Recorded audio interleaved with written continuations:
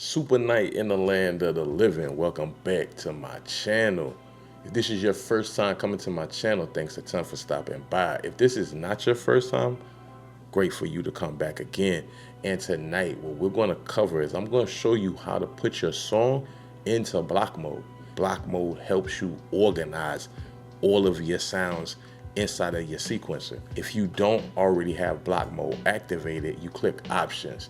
When you click options, that takes you to the screen where you could then in the drop down click enable blocks. Once you enable blocks, you can go right above the transport and then you can click in your block. Now, as you see here, we have block 1. If we go inside of block 1 right now, there's no information in here. Now, we paste that information into the block. That's going to lock that in place for us. So if we wanted to have this section again inside of our sequencer without having to copy and paste it, we could just draw the block. But since this block is our intro, we only had the intro one time with organizing our songs.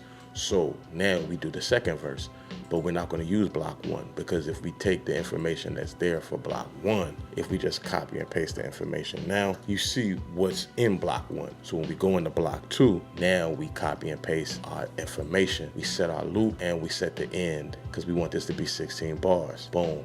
Now block 2 has that information. If we wanted to replicate block 2, the first verse again, inside of our sequencer, all we would have to do is just draw in block 2. But it's most useful for sections like the hook. So now we're going to take that information. We're going to draw in a new block. As you can see on the screen, block 1 has the intro. This is going to be block 3. Block 3 has nothing in there. So now we paste that in there. Now, once we do this, because the hook is 2 times in our sequence, we can now delete that information and then we can just press control and I drag, and that was able to duplicate it for us. So now we're going to want to get our second verse. So this is going to be block 4. And you can name these. The way you name them is when you're inside of the block, you just double click and you name it whatever you want it to. So now we're going to take this, we're going to copy and paste that information. Go into block 4, paste it in. Now we're going to set the loop and we're going to set the ending. Now that data is inside of block 4. Now we're going to get our third and final verse. We're going to delete it from the sequencer, draw in that block 1. This is going to be block 5. We're going to paste it. So we're going to set the loop with the R. Now we're going to set the ending and then we're going to go back to our song. We have one more section to create a block 4.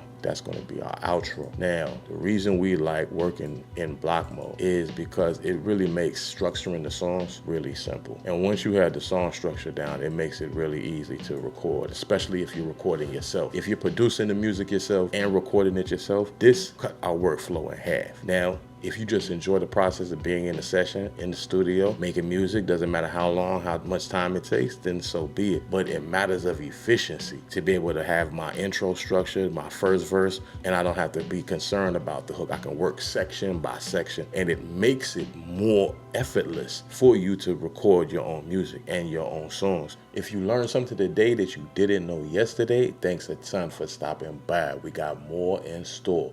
May this reach you up, happy and healthy in the land of the living.